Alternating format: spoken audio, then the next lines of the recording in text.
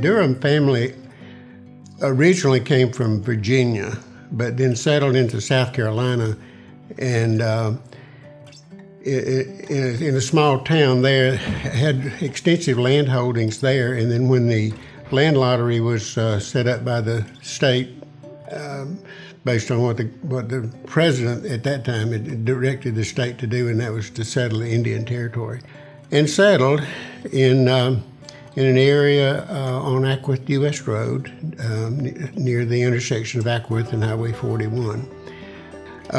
That property that I grew up on there actually came down through my grandmother, Mary Alexander. Her father had bought the property back sometime between in the late 1800s, early 1900s. I was just barely post-Depression days, but we still lived as if we were in the Depression. Mm-hmm. My parents both were very frugal, and my mom was one of the first. I didn't realize it at the time, but she was one of the first organic gardeners, because she didn't believe in using commercial fertilizer. Mm-hmm. We had cattle, we had chickens, and we had our own fertilizer. So mm-hmm. she was pretty adamant about not using that commercial fertilizer. We were involved with the city of Ackworth because we would come to town on Saturday mm-hmm. to bring our produce, our chickens, our eggs, our butter, to sell or trade at the grocery store for coffee, sugar, salt, things that we couldn't make on our own.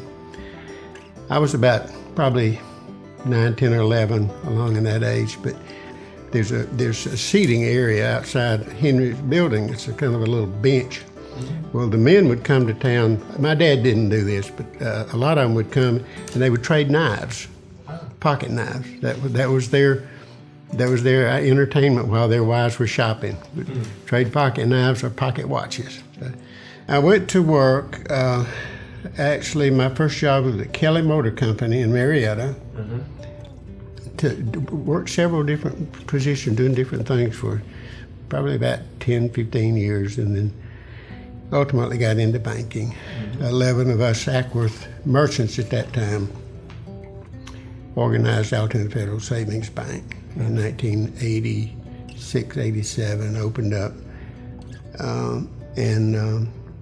After about a year, there was a company out of Atlanta called Premier Lending Corporation that wanted a bank charter, so they bought our bank charter and became Premier Bank. And then 2 years later, BB&T acquired Premier. I was fortunate to be asked by the commission, Helen Gorham, to serve on the first committee. Mm-hmm. We spent an enormous amount of time looking at properties and was able to identify some very choice pieces mm-hmm. that ultimately did become parkland. The Bullard tract, mm-hmm. primarily, that was the gem. That was the one that was really best. When my parents passed away, there were 4 children still living. All the children were still living. At that time, land prices in Cobb were had risen pretty steeply. Well, none of the 4 of us could really afford to buy the other 3 out. And you could not, at that point, make a living farming. Mm-hmm. So we arbitrarily decided that we didn't want to see a subdivision go on the property. Mm-hmm. And we sought out, first we went to the Parks and Recreation, and they didn't have any funding at all.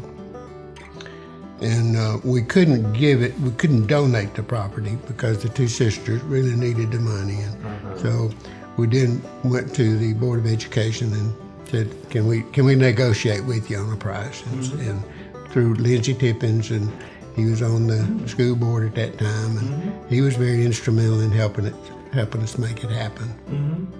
So, but then when they decided to go ahead and put middle school on, then Lindsay helped me, and we worked to get that named after my parents. Mm-hmm. So it's been a real pleasure. I've worked with the school since they opened, helped get the foundation started, and had a real good relationship with all the principals.